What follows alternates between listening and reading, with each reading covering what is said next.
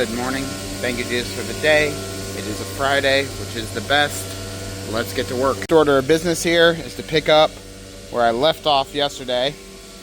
Again, I have all of our beechwood face frames here and here. Those are the left and right side. They do not need any pocket holes. Top and bottom and middles do. So I need to start pocket holing those with the Craig Foreman machine. And then once all of that is put together, or once all of the pocket holes are into the material, I'll transfer those pieces down here with their corresponding number, starting at 1, ending at 19. And then we'll be able to glue, screw, putty, and take all of these over to the wide belt sander and get everything down from 13/16 thick to 3/4 of an inch thick. I am going to call this, I think, the Oyster White Kitchen Remodel, not the Oyster Beechwood Kitchen Remodel. Slight variation, but that's okay. More of the cabinets Carl got cut out, so these are all the cabinets I think for this job. I think the CNC is still cutting a few more, but that'll be another project we could do. Once we get the face frames done, we could build shelves, we could build drawer boxes. The trim and the skins are all cut, skin side panels, so it's face frames, shelves, drawer boxes, and then put cabinets together. I have 4 of the cabinets completed with the Craig jigs. Now I have the rest to do, obviously. I'm lining on the 1.5 inch material. Really anything less than 2.5. So if it was 2, I'd do the same thing. Lining it up with the edge of the black line right there. Let it rev up and send the bit on through. That gives me really good spacing. That's why I line it up with the edge of the black line. And then same thing on that side. And then once I get into the 2.5 or wider, I do it a little bit different. On the 2.5, maybe to like 3.5, I'll start go over to the 1/2 inch line.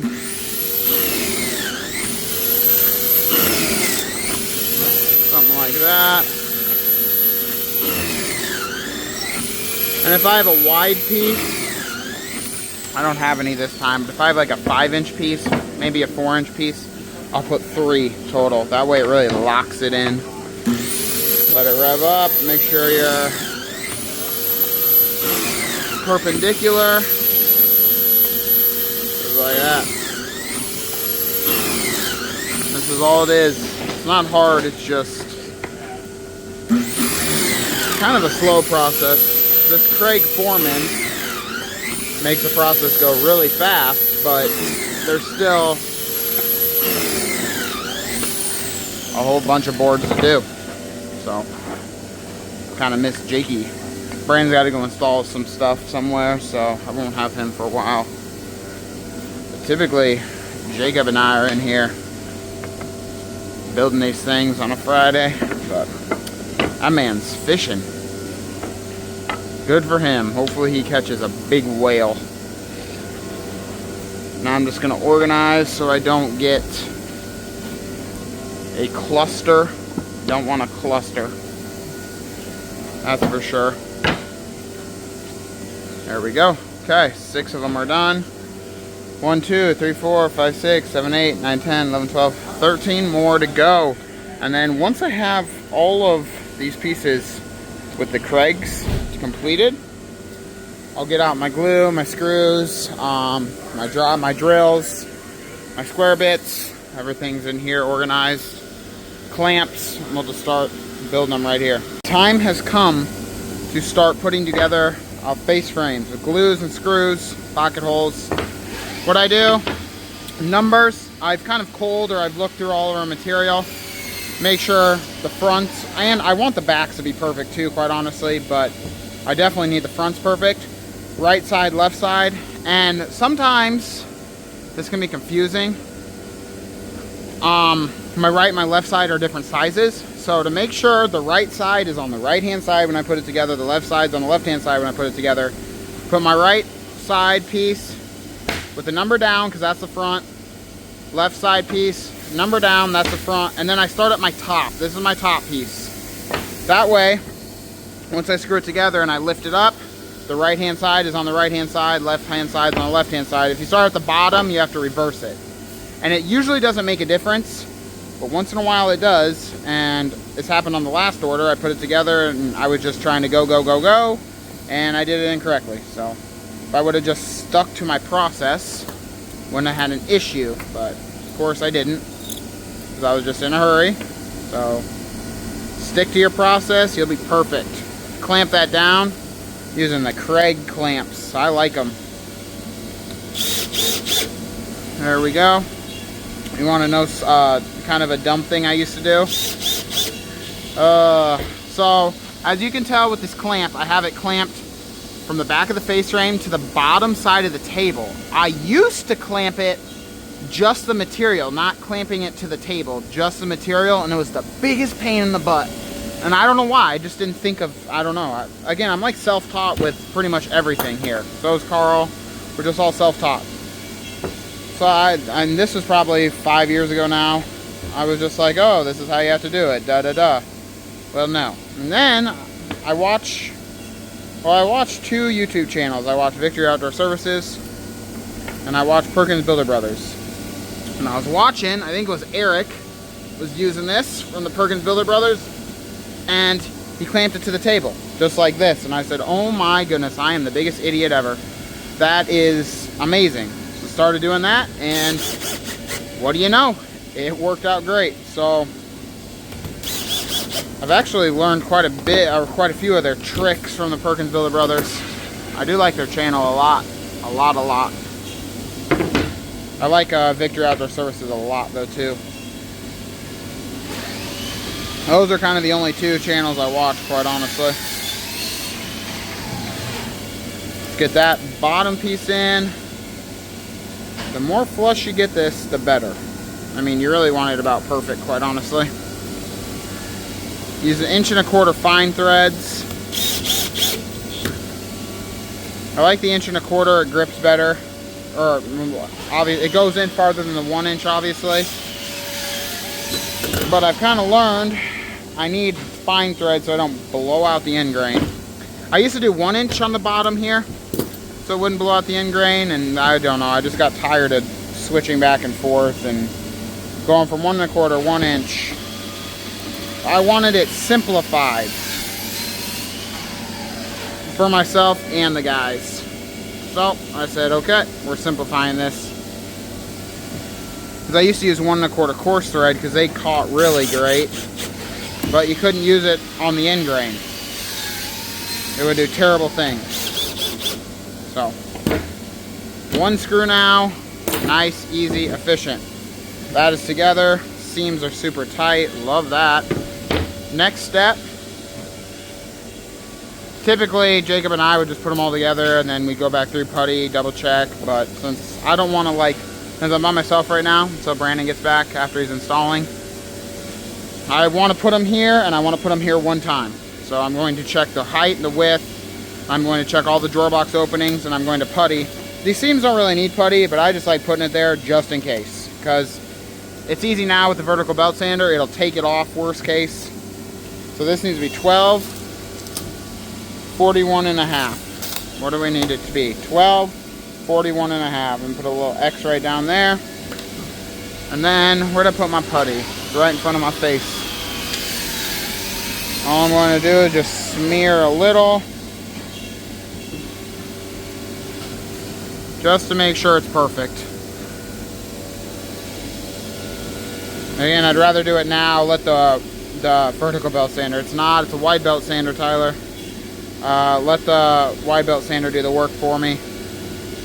That way when I go to palm sand, I don't have to putty. I can just simply palm sand and be done with it. So that one's done.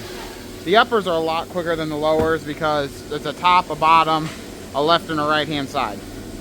The lowers, there's drawer boxes, there's this, there's that. It takes a lot longer, but that's fine. Left side, right side. Start with my top side here. Glue it up. Looks like it's gonna rain. These last 3 days have been so beautiful. And because the 2 weeks prior were terrible. It was 95 degrees, hot, humid. And then it's gonna rain today and it's gonna get terrible again for the next week or so. But what do you do? It's Iowa. Boom. That one's done. Love that. Little glue squeeze out. Seam looks great. Easy peasy there. A little more glue. The glue's super important. I also like the 1¼ inch screws because it's almost inevitable, being quite honest, and I hate saying this, but when you go, it's the same reason why we do not glue our panels of our doors in.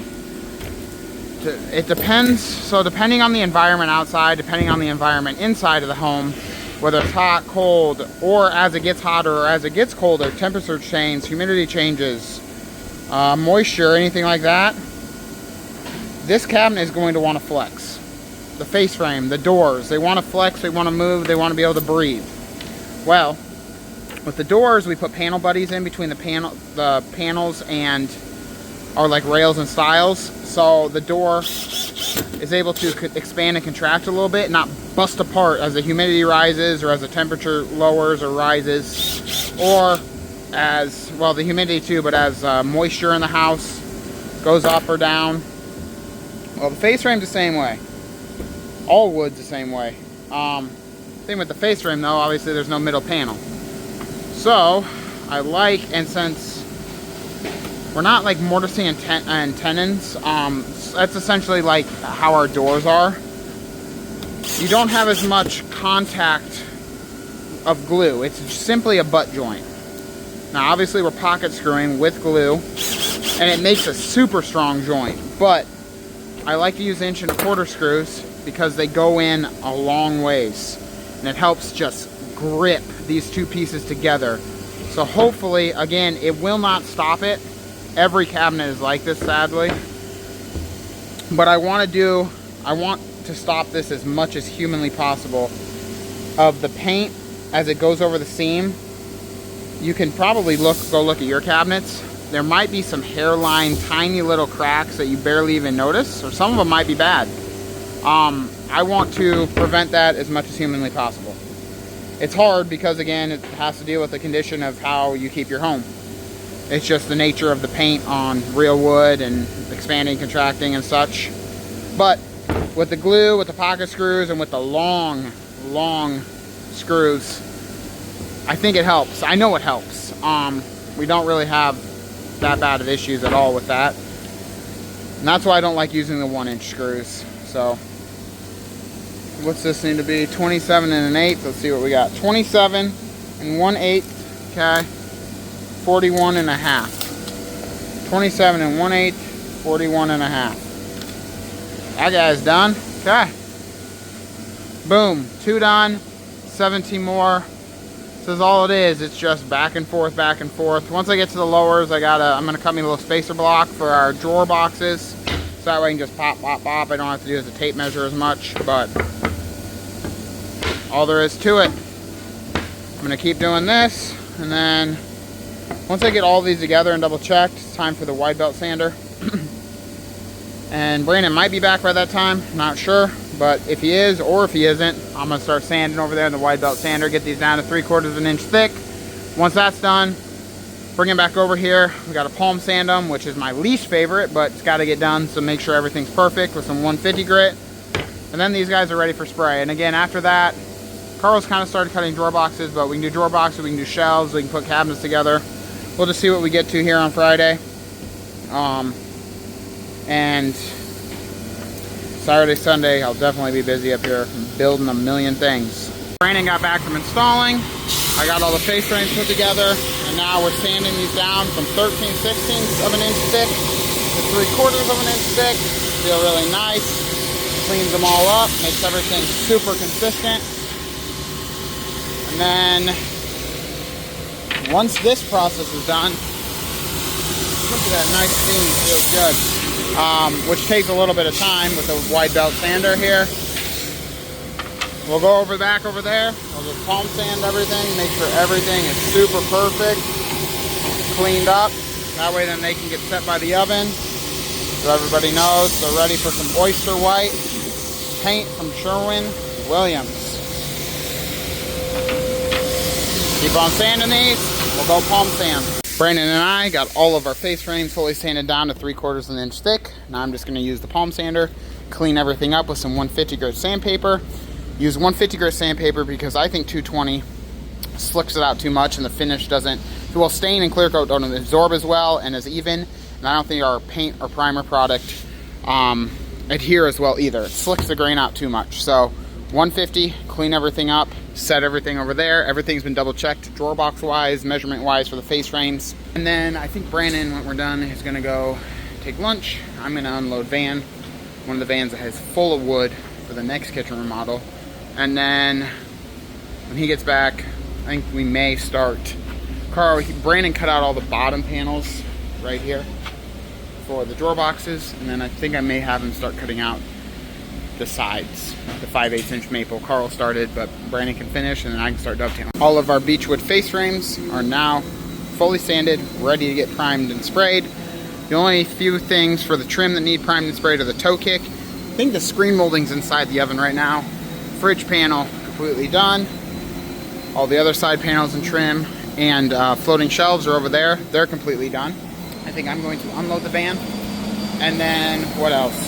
There's a few things I have to do with the vans. And then Brandon's going to go on lunch. When he comes back, we've already kind of started the drawer boxes, but we're going to finish cutting drawer boxes out and I'll start dovetailing. Within this van lies some more material for our next kitchen remodel, actually. White oak, bunch more cabinet material. This kitchen remodel we're currently on is all painted, so it's beechwood, super tight grain, super dense material.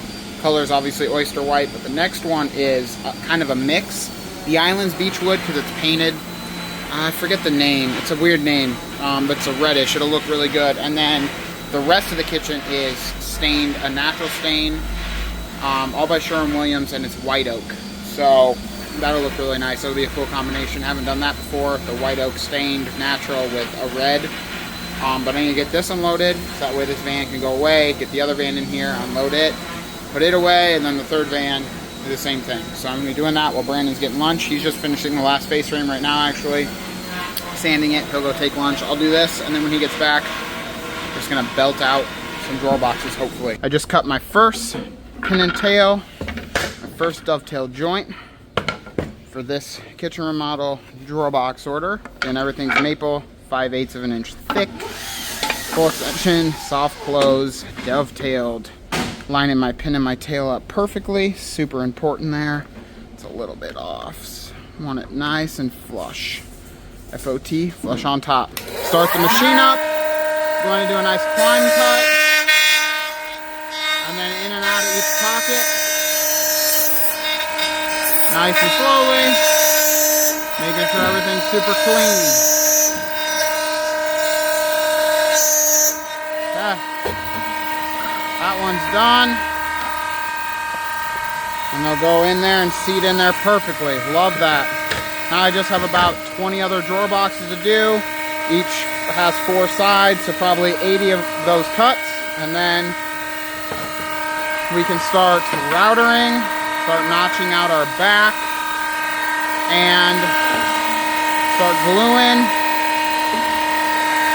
and getting these drawer boxes hopefully finished today. If we can just get them put together, I'll be super happy. If we can get them sanded, I'll be surprised and very happy. So we'll just see where the day leads. But Brandon's over there cutting. He has the bottom panels cut. So I just need to get on my horse here and get these dovetailed so we can start putting them together. The whole army of drawer boxes are now dovetailed. Well, my plan here is I need to change out this blade for the dado stack so I can cut the back notch into the back piece of the drawer box. Brandon's routering every piece, and then he's going to drill the hole into the back piece for the drawer slide, and then we can glue and put everything together. Brandon and I have a bunch of the drawer boxes already put together. All we're doing here is putting some glue inside of the dovetails. Hammering, a little mallet, nice little even pressure, get them flush. What I like to do, put a little glue inside of here, then I'll go find the panel.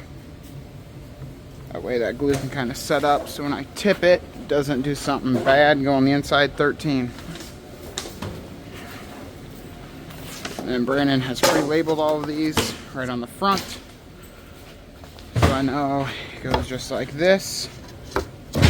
This is more of a rectangle, so it's kind of apparent, but sometimes when the drawer boxes are pretty square like that one, it's not always as apparent. So he labels them like that, which helps. And again, hammer, hammer, hammer, hammer. I'll get it pretty good. And once I have the front on, I'll go back through. It stabilizes the interior. And that way you're not fighting.